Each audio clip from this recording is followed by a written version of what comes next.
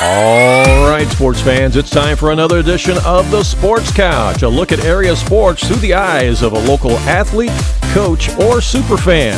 The Sports Couch is made possible by People's National Bank, a full-service bank with multiple locations throughout Southern Illinois to serve you. People's National Bank, member FDIC, and an equal housing lender. And made possible by Mount Vernon Title Company, your real estate closing professionals. When you need real estate closings, title searches, contract for deed, or any other legal real estate document, depend upon Mount Vernon Title Company. Who will be on the couch this morning? Let's find out.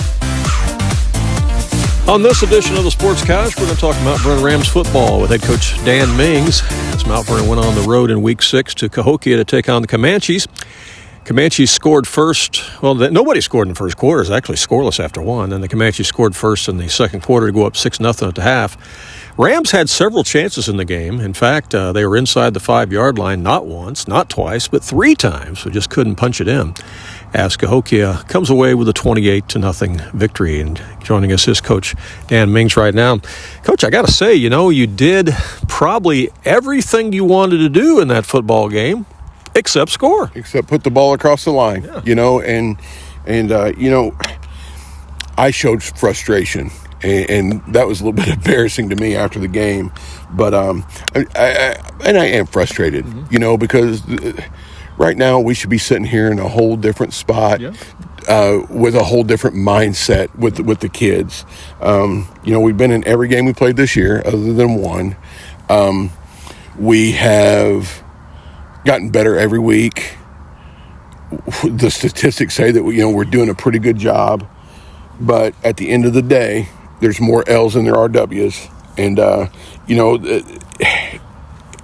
I've been saying it all year, and I guess I keep saying it for a little bit longer. They're just so young. Mm-hmm. We're playing a majority of freshmen and sophomores in a varsity schedule, and we have a chance to win every game we're playing. Right. So we have good football players, we don't have enough seniors, for whatever reason, that class just decided that they didn't want to do it. And, you can't force somebody, but, for whatever reason, and who knows what that reason is. It wasn't lack of success in front of them, but it just turns out that's what it is. And we're playing incredible football, believe it or not, with really, really young kids that should be playing JV and freshman football. Well, you had several long, methodical drives in that football game at Cahokia, which is exactly what you want to do, is chew up the clock, get a lot of yardage and get down and score. But unfortunately, you didn't score. But you still kept the ball out of their hands, which is Mount Vernon Ram football. It is, and and I know I sound like a crazy person, and I'm aware of that. And there's going to be a lot of people saying, well, I know him and he is crazy, and that's okay. But that was literally maybe the best football game that we played this year, and we didn't score any points and got shut out, and it looks like we got embarrassed. And it wasn't that. I mean, we didn't score, and at the end of the day, the storyline is Mount Vernon loses 28-0 and gets shut out.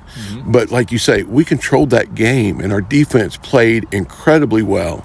Versus Cahokia, you're going to give up 1 or 2 big plays. You know that. And I'm not sure there was more than 2 big plays that we gave up, and the 6 points they got in the first half, that was due to us getting a penalty and stopping our own drive and having to punt to a short field right before half. Randy, we're playing well enough to win. We're just not winning, and that is the aggravating part, and that's the hardest part to get through, I guess, to the community, to the kids. We're playing competitive football and had a chance to win. Did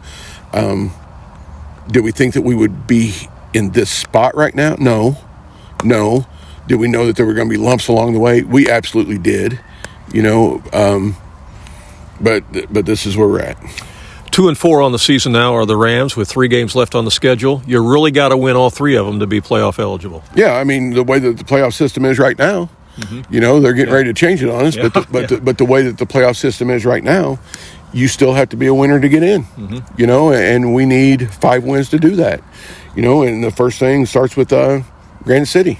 You know, we have to go over there again, another trip to the Metro East, and we've got to play well again. Now, we've done that all year. You know, every trip that we've taken over there, we've played well.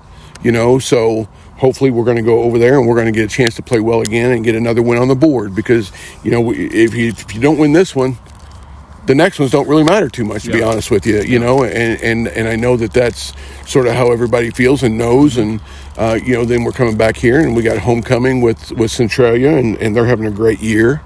And they're good. Make no mistake, they're very good. You know, but that's what's staring us in the face. And then going over and playing an Alton team who plays in the Southwest Conference, if that's what it's still called. You know, every conference alignment changes. But, you know, they play great competition week in, week out. So, you know, it's going to be a tough road, but we can't even think about that because we have to win. Friday is a must win, you know, if you're talking about going to the playoffs. Yeah. I know you're going to be actually going to be favored in the game this week at Granite City, but I also know you're not going to take them lightly. Well, you can't, because of what happened Saturday. Yeah. You know, I mean, if there's anything on this planet that helps emphasize a coach speak or a speech that I give, is Alabama going to Vanderbilt and watching the goalpost being carried out. Yeah. There's no way. I mean, what, 1 out of every 50 times Vanderbilt's been able to beat Alabama? And this year being at, a number 1 or number 2, I think Texas was number 1, but they were, you know, up there in the top 5, and they go in and get embarrassed by a team that's not as good as they are. Right. But on any given day, if you don't bring your A game, it doesn't matter what the records are. It doesn't matter what your opponents are. If you shoot yourself in the foot and you don't play discipline and you don't play hard, you know, those kind of things can happen. Injury-wise, got anything to be concerned about with the team? We are banged up. We're banged up. You know, Mally, he's got a bad ankle. He's got that hurt shoulder. He's doing everything that he can. You know, Marlon's got a hurt knee. And it just sort of goes on. You know, it just sort of goes on. Their football stuff, you know, their bumps and bruises and bangs and as far as like major injuries, do we have major injuries? No, but are we hurt? Yes, we're hurt. Trainers are working overtime. Yeah, she's earning her money. You know, Miss Claire is earning her money, because right now we're banged up. You know, we're not going as hard as we normally do this week, not because of the opponent, but because physically we can't go as hard as we normally do. Yeah. You know, we're just trying to get our minds right and get where we're supposed to be, and hopefully we can put it all together on Friday. Dan, as always, we appreciate your time, and best of luck this Friday at Granite City. I appreciate it, Randy. Thank you. Yep.